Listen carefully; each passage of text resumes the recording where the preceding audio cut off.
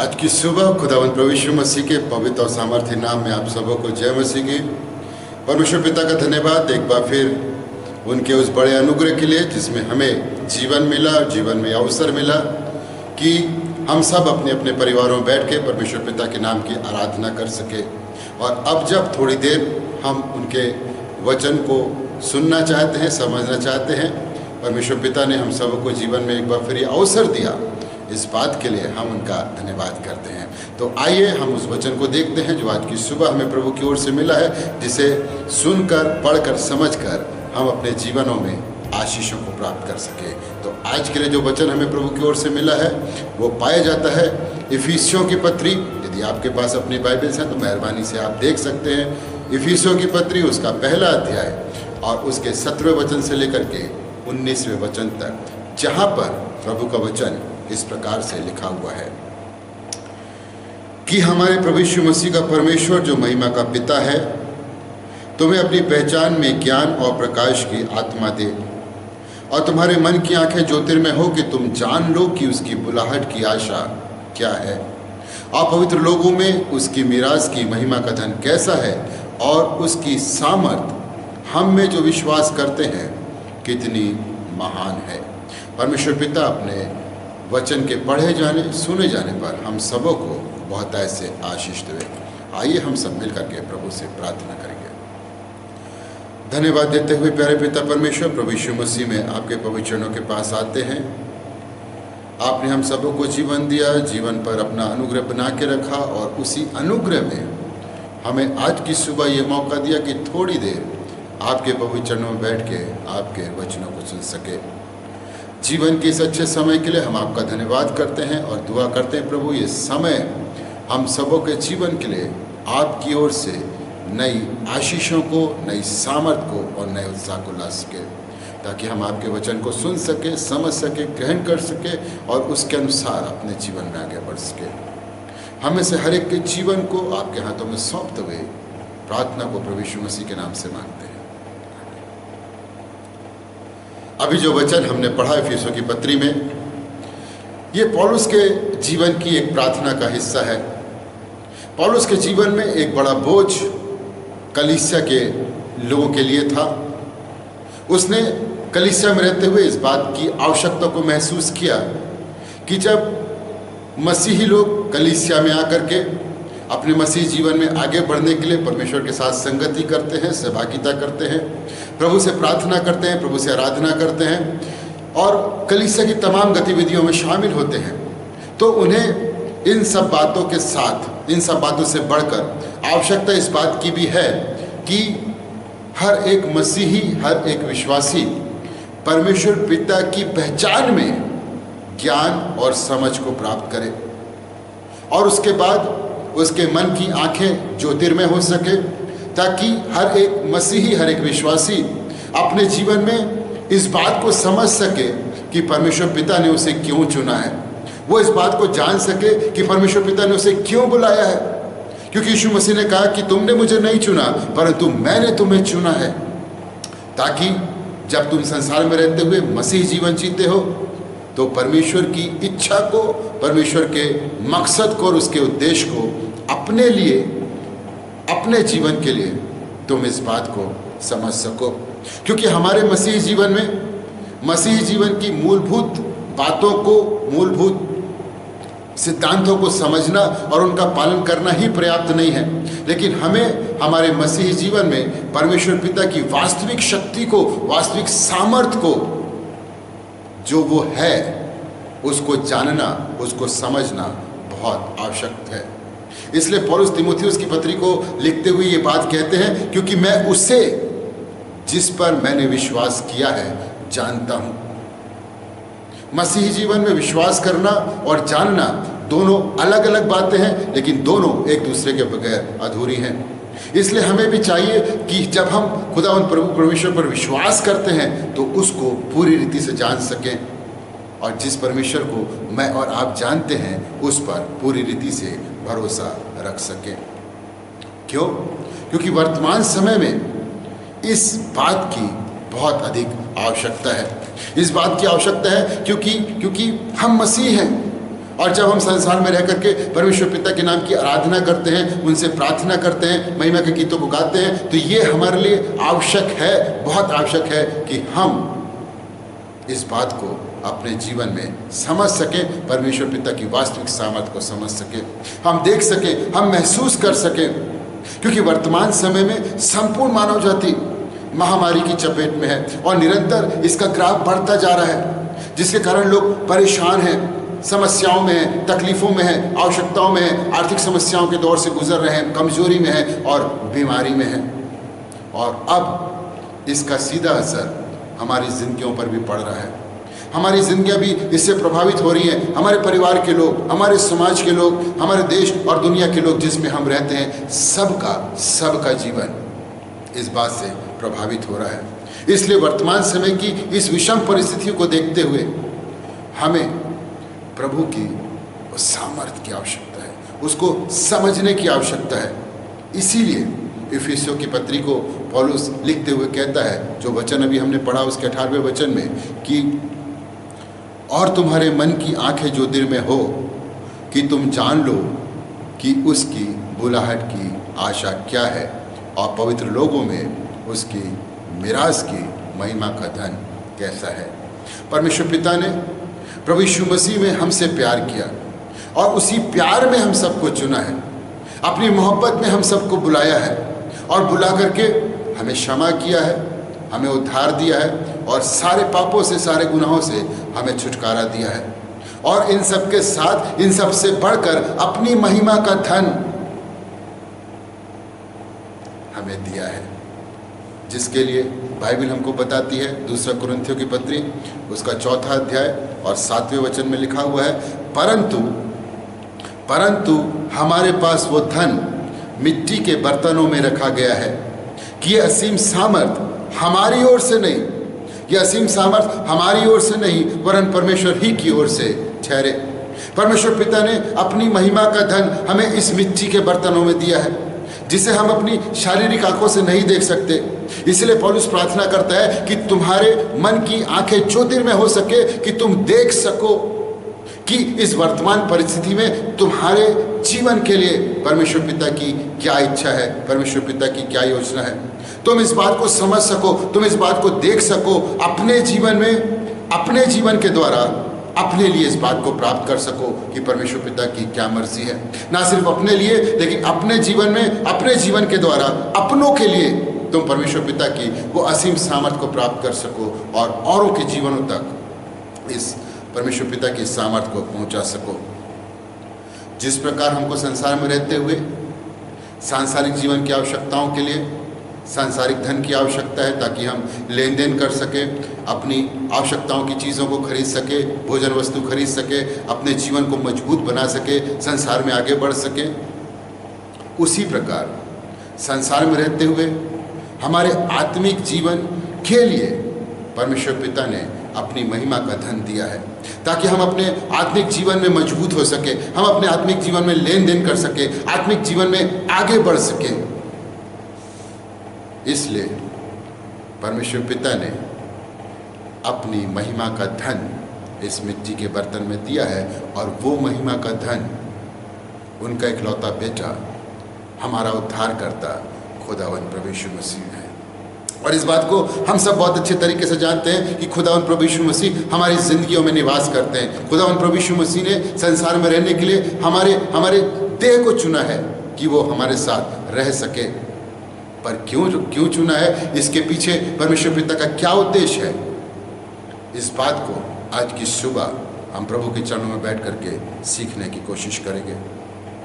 इसका उत्तर हमको मिलता है 2 कुरिन्थियों 4 अध्याय उसके 10वें वचन में लिखा हुआ है, ताकि यीशु मसीह का जीवन हमारी देह में प्रकट हो। लोग यीशु मसीह के नाम में आशीषों को प्राप्त करें, लोग यीशु मसीह के नाम में बंधनों से छुटकारा पाए। परमेश्वर पिता ने अपनी महिमा का धन हमारे इस मिट्टी के बर्तनों में इसलिए रखा है कि यीशु मसीह के नाम में लोग बीमारियों से चंगाई प्राप्त करें, समस्याओं से समाधान प्राप्त करें, और तब धन्यवाद के साथ परमेश्वर पिता की महिमा का हम कारण बन सकें।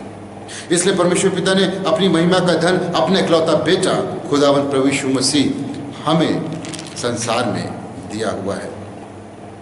और इस बात को समझने के लिए बाइबल में से हम कुछ उदाहरणों को देखेंगे कि जब लोगों के मन की आंखें खुल गईं, जब लोगों ने परमेश्वर की पहचान में ज्ञान को और समझ को प्राप्त किया, तो किस प्रकार से समझने के बाद तब किस प्रकार से परमेश्वर पिता की महिमा के धन का उन्होंने इस्तेमाल किया अपने लिए, अपनों के लिए और दूसरों के लिए। किस प्रकार से वो उनका जीवन आशीषों का कारण बना, उनका जीवन दूसरों की समस्या के समाधान का कारण बना, उनका जीवन जिन्होंने इस बात को समझा कि परमेश्वर पिता ने अपनी महिमा का धन उनके जीवन में क्यों दिया है, लोगों के लिए चंगाई का, छुटकारे का और आनंद का माध्यम बन सके।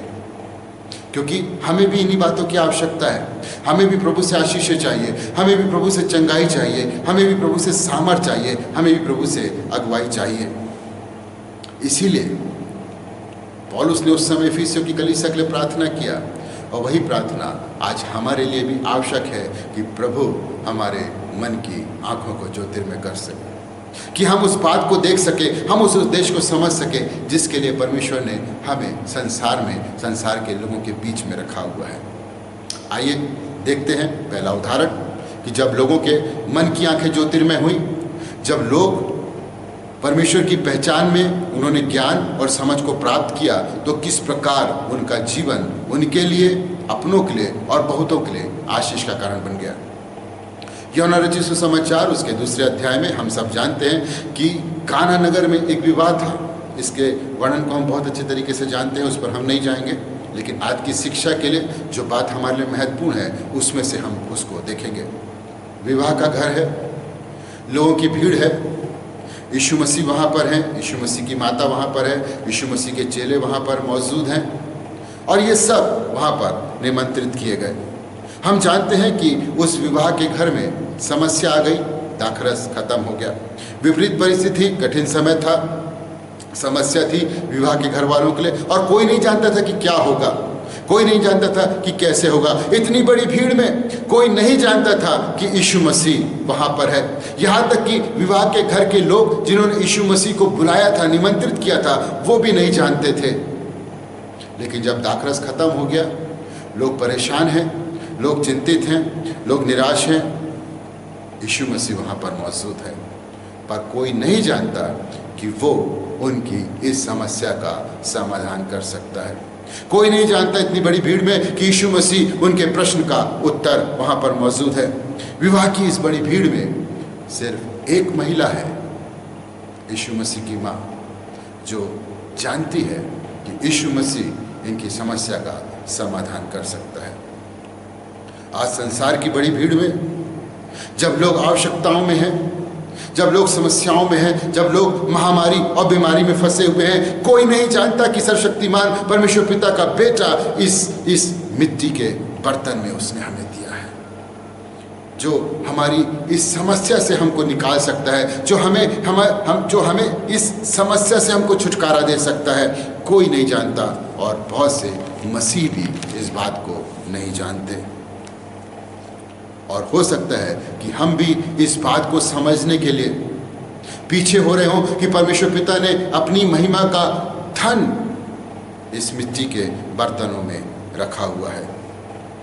विवाह की इस बड़ी भीड़ में सिर्फ एक महिला जानती थी। उसी महिला की इस समझ ने, जिसमें वो प्रभु यीशु मसीह को जानती थी, पहचानती थी, विवाह के घर की इस बड़ी समस्या का समाधान कर दिया। यीशु मसीह के पास जाती है, यीशु मसीह से बोलती है, इनका दाखरस खत्म हो गया, इनका दाखरस घट गया। यीशु मसीह ने कहा, मुझे तुझसे क्या काम, मेरा समय अभी नहीं आया। वो जानती थी, वो बहुत अच्छे से जानती थी कि वो किसके पास गई है। वो जानती थी कि ये दया का धनी परमेश्वर का इकलौता बेटा है। वो जानती थी कि ये भीड़ को देखकर तरस खाने वाला परमेश्वर है। जानती थी कि ये लोगों की समस्याओं को समाधान करने वाला परमेश्वर का बेटा खुदावंद प्रभु यीशु मसीह है। उसके इसी ज्ञान ने, उसके इसी समझ ने विवाह की समस्या जो दाखरस घट गया था उसको दूर कर दिया। वर्तमान समय में हमें इसी ज्ञान की, इसी समझ की आवश्यकता है जो प्रभु को जानने और पहचानने से हमें प्राप्त होता है। जब हम जीवन में विपरीत समय से गुजर रहे हैं, प्रभु से प्रार्थना करें कि प्रभु हमारी आत्मिक समझ को खोल दे, प्रभु हमें अपने आत्मिक ज्ञान से परिपूर्ण कर दे कि हम इस बात को समझ सके कि इस महामारी के बीच, इस समस्या के बीच, इस बीमारी के बीच खुदावंद प्रभु यीशु मसीह हमारी इस देह में निवास करता है और वो हमारी सारी समस्याओं का उत्तर है। पर बात यह है कि हम परमेश्वर पिता की महिमा के धन का इस्तेमाल किस प्रकार से अपने जीवनों में करते हैं, ये पूरी रीति से हमारे ऊपर निर्भर करता है। मत्ती रचित सुसमाचार उसके 8वें अध्याय में एक और उदाहरण हमको मिलता है। सूबेदार है, उसका सेवक घर में लकवा से पीड़ित है, बीमार है, यीशु मसीह के पास आता है और यीशु मसीह से निवेदन करता है कि प्रभु उसके इस सेवक को चंगाई प्रदान करे, उस पर रहम करे। और जब वो प्रभु यीशु मसीह से प्रार्थना करता है कि प्रभु यीशु मसीह उसके सेवक को चंगाई दे, यीशु मसीह उससे कहते हैं कि मैं आकर उसे चंगा करूंगा। सूबेदार ने कहा, हे प्रभु मैं इस योग्य नहीं। सूबेदार वहां पर कह रहा है, हे प्रभु मैं इस योग्य नहीं कि तू मेरी छत तले आए, सिर्फ कह दे, अभी कह दे, यही कह दे, मेरा सेवक अभी इसी वक्त अपने घर में ठीक हो जाएगा। क्योंकि वो जानता था प्रभु यीशु मसीह को, वो जान गया था प्रभु यीशु मसीह की सामर्थ को, वो जानता था कि इस प्रभु यीशु मसीह के मुख से निकलने वाले शब्द की सामर्थ को, क्योंकि वो जानता था कि जब पृथ्वी बेडौल पड़ी थी, तब इसी प्रभु यीशु मसीह का शब्द, आवाज संसार में आई और बेडौल पृथ्वी खूबसूरत सृष्टि में बदल गई। वो जानता था ये वही मसीह है जिसकी आवाज पृथ्वी ने सुनी और खूबसूरत सृष्टि में बदल गई। सूबेदार समझ गया कि मिट्टी के बर्तन में परमेश्वर ने अपनी महिमा का धन हमें क्यों दिया है। उसकी इस आत्मिक समझ ने, उसके इस आत्मिक ज्ञान ने उसके सेवक को चंगाई दिला दी। इसी आत्मिक ज्ञान, इसी आत्मिक समझ की हमें भी आवश्यकता है। हम इस बात को जानते हैं कि खुदावंद प्रभु यीशु मसीह हमारे पास है, हमारे साथ है, पर उसका उपयोग हमें किस प्रकार से करना है, इस बात को हमें समझने की आवश्यकता है। और इस बात को समझने के लिए हमारे मन की आंखों का खुलना बहुत ज़रूरी है। बाइबल बताती है यीशु मसीह जा रहे हैं, एक बड़ी भीड़ उनके साथ है और उस बड़ी भीड़ में बहुत सारे लोग बीमार हैं, बहुत सारे लोग परेशान हैं, बहुत सारे लोग आवश्यकता में हैं, बहुत सारे लोग बंधनों में हैं। पूरी भीड़ इन्हीं प्रकार के लोगों से भरी हुई है। भीड़ में लोग परेशान हैं, समस्याओं में और बीमारियों में हैं और उसी भीड़ में चलते चले जा रहे हैं। लेकिन उस भीड़ में एक महिला है जो यीशु मसीह को पर्सनली जानती है। वो जानती है कि ये जो जा रहा है वो कौन है और उसके लिए क्या कर सकता है। और ये महिला थी जो अपने व्यक्तिगत जीवन की समस्या से 12 वर्षों से संघर्षरत थी, प्रयासरत थी कि उसको समाधान मिल सके, उसको उत्तर मिल सके। लेकिन अब तक उसकी इस बड़ी समस्या का समाधान संसार में नहीं था। लेकिन जब उसने यीशु मसीह को देखा, यीशु मसीह के बारे में सुना, उसके मन की आंखें ज्योतिर्मय हो गई। उसे वो आत्मिक ज्ञान, वो आत्मिक समझ मिल गई और वो समझ गई। तो उसने कहा कि मैं इस यीशु के वस्त्र ही को छू लूं तो मैं चंगी हो जाऊंगी। वो जानती थी कि ये यीशु मसीह परमेश्वर पिता का, जो सर्वशक्तिमान परमेश्वर है, उसका इकलौता बेटा है। और जब मैं इसको छूंगी तो परमेश्वर की चंगा करने वाली सामर्थ इसके जीवन में से निकल करके मेरे जीवन में आएगी, मुझको नया कर देगी, मेरी समस्या का समाधान कर देगी। हालेलुया। उसकी इस आत्मिक समझ ने, जिसमें वो प्रभु यीशु मसीह को पहचान गई थी कि वो कौन है और उसके लिए क्या कर सकता है, उसकी इस आत्मिक समझ ने, इस आत्मिक ज्ञान ने उसके जीवन की 12 वर्षों की समस्या को दूर कर दिया, छुटकारा दिला दिया। और बाइबल कहती है वो पूरी रीति से ठीक हो गई। आज मैं और आप जब समस्याओं के दौर में हैं, मैं और आप जब महामारी के बीच में हैं, बीमारी में हैं, हमें इस ज्ञान की आवश्यकता है, हमें इस समझ की आवश्यकता है कि जिस परमेश्वर की मैं और आप आराधना करते हैं, आखिर वो कौन है, उसकी सामर्थ क्या है और उसने क्यों अपने उस महिमा के धन को इस मिट्टी के बर्तनों में दिया है। हम समझते हैं, हम जानते हैं, पर अभी तक हमारे मन की आंखों का खुलना बहुत ज़रूरी है ताकि हम देख सके परमेश्वर पिता के उद्देश्य को और उसकी इस महान योजना को जिसके तहत उन्होंने अपना बेटा हमारे इस जीवन में दिया है। एक आखिरी उदाहरण हम देखेंगे जो हमें मत्ती रचित सुसमाचार उसके 15वें अध्याय में मिलता है। कनानी स्त्री है, उसकी बेटी दुष्ट आत्मा से पीड़ित है, उसको दुष्ट आत्मा लगी हुई है। अभी तक उसको छुटकारा नहीं मिला, अभी तक उसको समाधान नहीं मिला, पर वो जानती है यीशु मसीह को, उसने सुना है यीशु मसीह के बारे में। यीशु मसीह के पास जाती है, निवेदन करती है, गिड़गिड़ाती है, अपनी बेटी की चंगाई के लिए, अपनी बेटी के छुटकारे के लिए वो प्रभु से प्रार्थना करती है। कहती है, हे प्रभु, हे दाऊद की संतान, मुझ पर दया कर। यीशु मसीह उससे क्या कहते हैं? मत्ती रचित सुसमाचार उसका 15वां अध्याय और उसके 25वें वचन में, वो आई और यीशु को प्रणाम करके कहने लगी, हे प्रभु, मेरी सहायता कर। यीशु मसीह ने उसको उत्तर दिया, लड़कों की रोटी लेकर कुत्तों के आगे डालना अच्छा नहीं है। वो जानती थी प्रभु यीशु मसीह को। यीशु मसीह की इस बात को सुनकर जो यीशु मसीह ने उससे कहा कि लड़कों की रोटी लेकर कुत्तों के आगे डालना उचित नहीं, निराश नहीं हुई, परेशान नहीं हुई, घबरा नहीं गई, वापस नहीं चली गई, वहीं पर ठहरी रही, वहीं पर रुकी रही, प्रभु यीशु मसीह के साथ चलती रही, क्योंकि वो जानती थी यीशु मसीह की दया को, वो जानती थी यीशु मसीह के प्यार को, वो जानती थी यीशु मसीह की करुणा को, और उस वचन को जानती थी जिसके लिए लिखा हुआ है कि क्योंकि परमेश्वर ने जगत से ऐसा प्रेम रखा कि उसने अपना इकलौता बेटा दे दिया। वो जानती थी कि वो संसार में है और संसार के हर एक लोगों के लिए परमेश्वर पिता ने अपने बेटे यीशु मसीह को दिया है। और वो आगे निकल करके आती है, प्रभु से पुनः निवेदन करती है,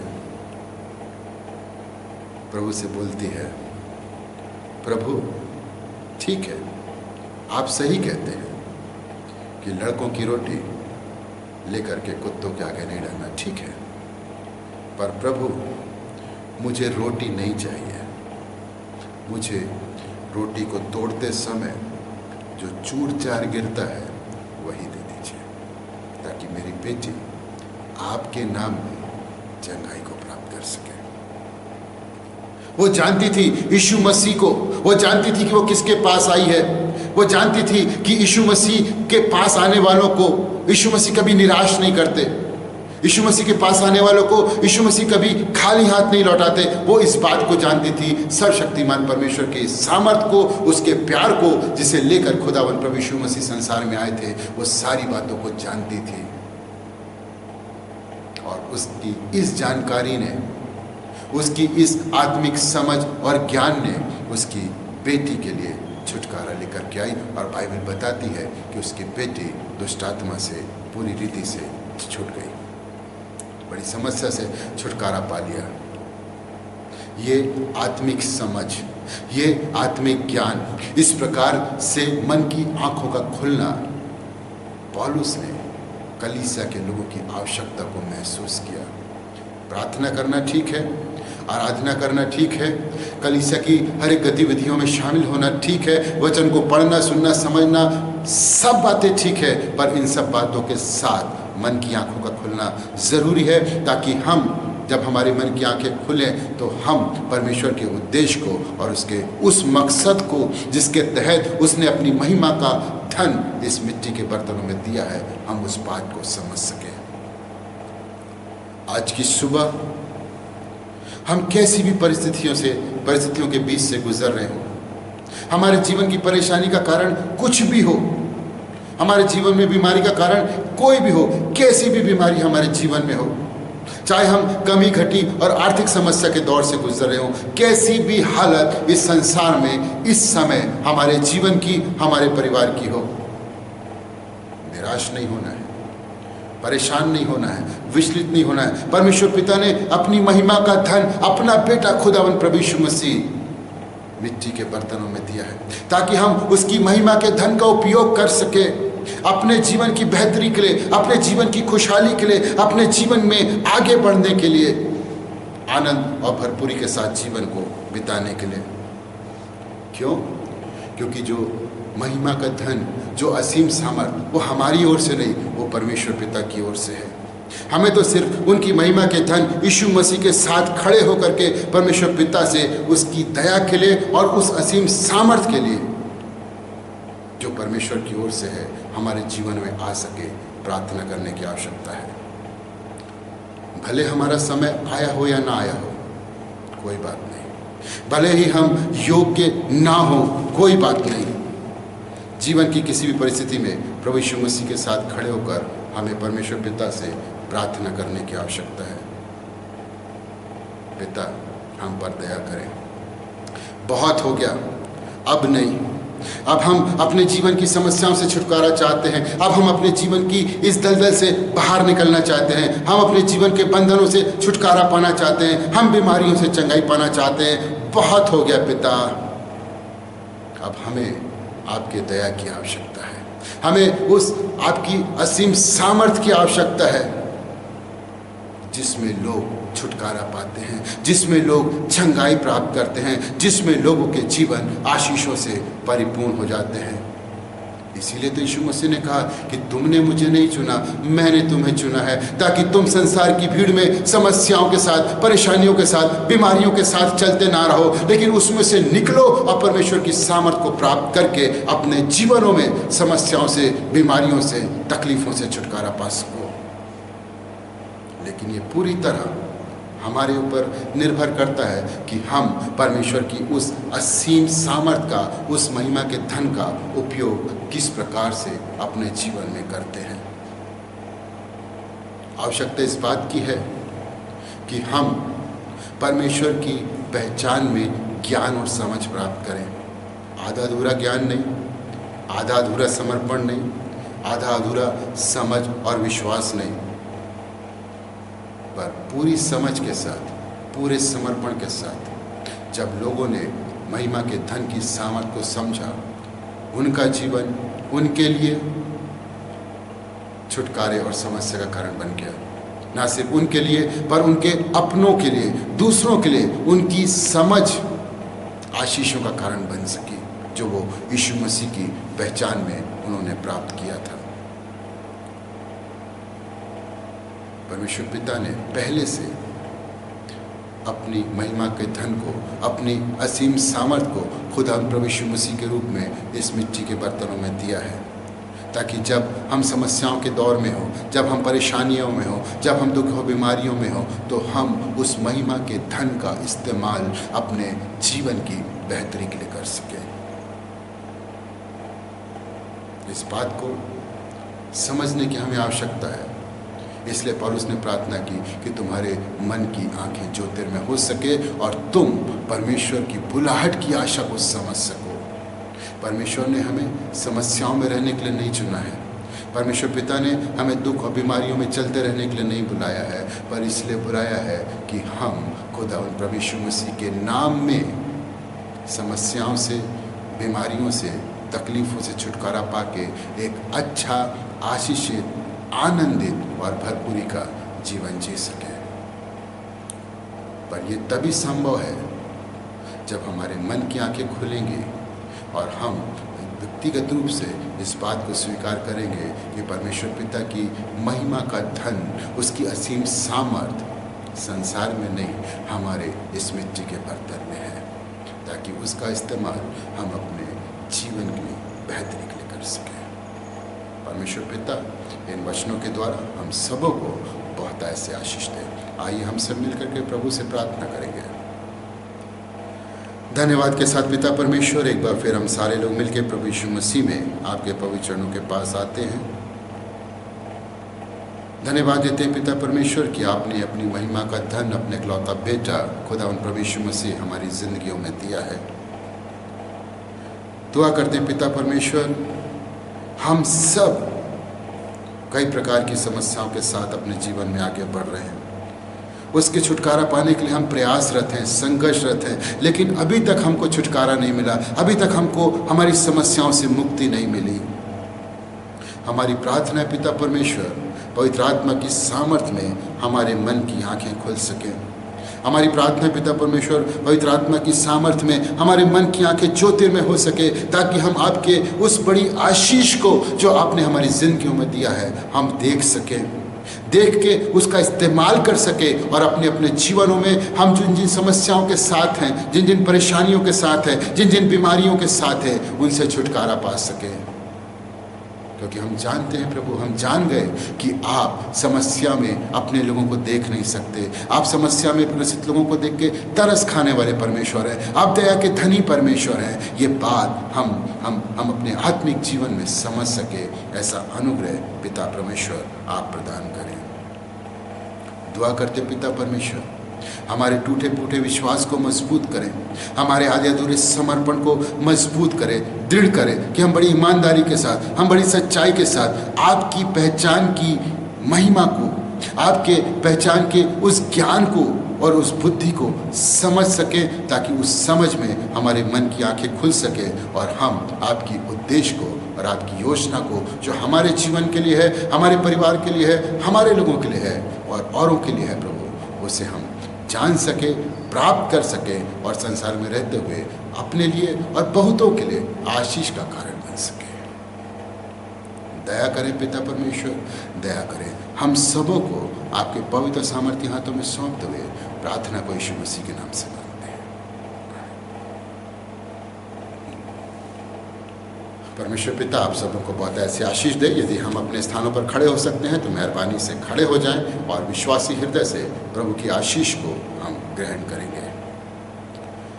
और अब हमारे उद्धारकर्ता खुदावंद प्रभु यीशु मसीह का अनुग्रह, परमेश्वर पिता का प्रेम, पवित्र आत्मा की संगत सामर्थ्य हम में से हर एक मसीह विश्वासियों के साथ और विश्व में सारे मसीहों के साथ जो बड़ी ईमानदारी के साथ, बड़ी तैयारी के साथ खुदावंद प्रभु यीशु मसीह के दूसरे आगमन के लिए तैयार होते हैं, सबों के साथ यीशु मसीह के दूसरे आगमन तक बनी रहे।